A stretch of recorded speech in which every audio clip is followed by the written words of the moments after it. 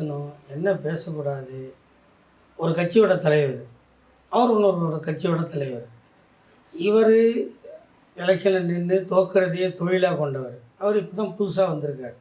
என்னை கூட அந்த மாதிரி விஜய் கட்சி ஆரம்பிக்கிறார் சொல்லும்போது 49 வயசில் கட்சி ஆரம்பிக்க வராரு, வாழ்த்துக்கள்னு சொல்லியிருக்கேன். அவரோட செயல்களை, அவரோட மாநாட்டை, அவரோட பேச்சை விமர்சிக்கலாம். அதை விட்டுட்டு அந்த மாதிரி தளபதின்னு சொன்னால் தலைவலியும் பேசக்கூடாது. டிவிக்கு போன கட்சியோட தலைவர் அதெல்லாம் ஒரு கட்சி தலைவனுக்கு அது அழகு இல்லை.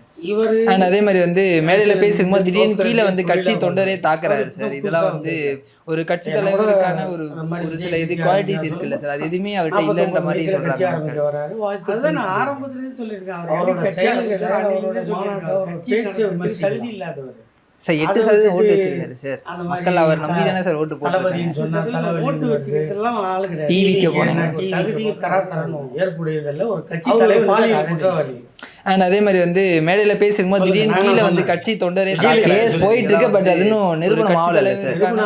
ஒரு சில இது குவாலிட்டிஸ் போயிட்டு இருக்கு, அது எதுவுமே அவர்கிட்ட இல்லைன்ற மாதிரி சொல்றாங்க மக்கள். அவரே என்ன சொல்லி நான் ஆரம்பத்திலேயே சொல்லியிருக்கேன். அவரே என்ன கட்சி ஆரம்பிச்சார், இஷ்டப்பட்டா வந்த நடத்துறதுக்கு தகுதி இல்லாத சார். 8% ஓட்டு வேணாம்னா மக்கள் அவர் நம்பி தானே சார் ஓட்டு போட்டிருக்காங்க. அது அந்த மாதிரி 7 ஆள் கிடையாது.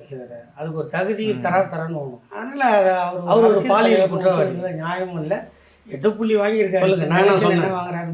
கேஸ் போயிட்டு இருக்கு. பட் அது தொழிலாளர்கள் போராட்டப்ப சீமான் ஒரு பிரஸ் மீட் கொடுத்தாரு. அப்போ சேகர் பாபு குறித்தும் பிரியா குறித்தும் கடுமையான விமர்சனங்கள் வச்சிருந்தாரு. கேடு கெட்ட ஆட்சின்னா திட்டி இருந்தாரு.